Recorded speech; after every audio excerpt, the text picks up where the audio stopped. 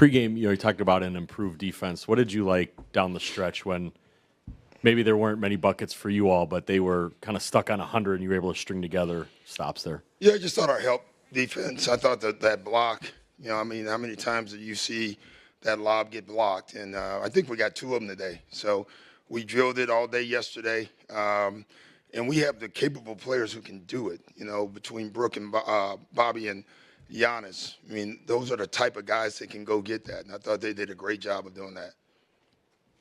Eric in the middle? I guess just with right here, right in front of you. Oh, jeez. I know. I guess just with that, what do you think of Brooke being able to hold up in that 2-man game with Trey? It's always going to be difficult. Just his ability to hold up, and then also, I know you guys were throwing a lot of guys at Trey. Yeah. Kind of the job you thought you did on him. Thought we did. I mean, Trey's just he's tough, man. And I thought we did a great job. We really wanted to try to take away a big assist night for him. He had 10 still. But, our game plan was to try to make him play against one-on-one instead of going downhill. And I thought Dre deserves a lot of credit because he fought over screens and it turned into ISO one-on-one.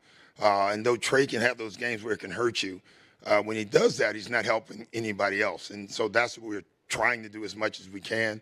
I thought we did a pretty good job of it.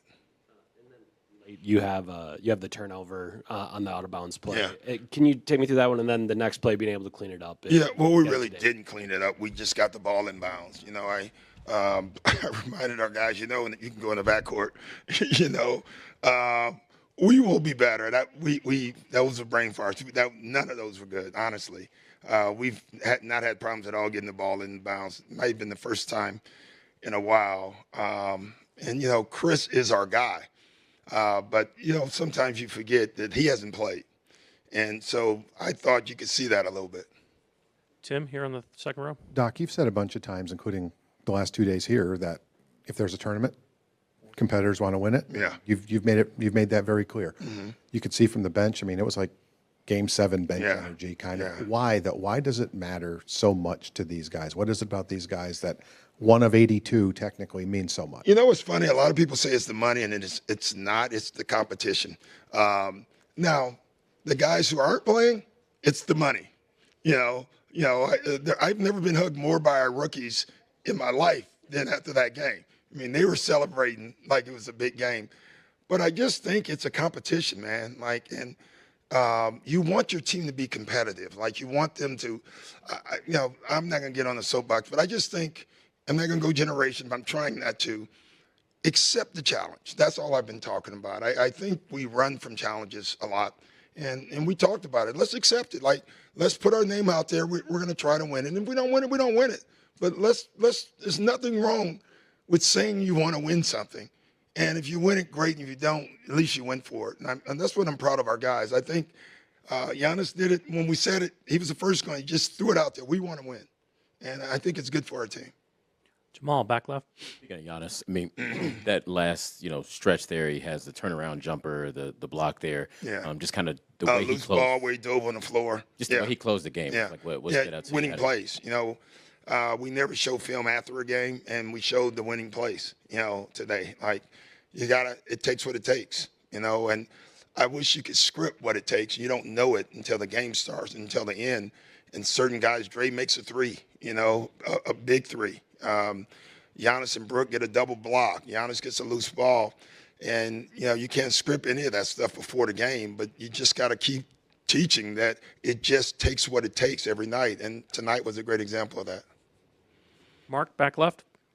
Ladies and gentlemen, the Hall of Famer, Mark Spears. I actually mean that, so. Oh, thank you, sir. Chris Middleton, you kind of talked about it a little bit. Yeah. Kind of where is he mentally? Yeah, it's game to game. It's a good question, Mark. It's so funny. He looks at me with 5 seconds like, I need a do-over. And I said, well, you get it Tuesday. That's the great thing about the NBA. You can see the rust, like the layups, the transition where we threw it ahead before that's at least a foul or a basket.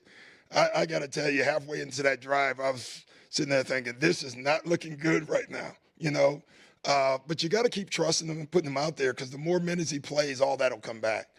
He's so important to our team, and he still, in a lot of ways, organizes our team better than anyone on our floor can do it. So getting him back is huge for us. Standing in the back left.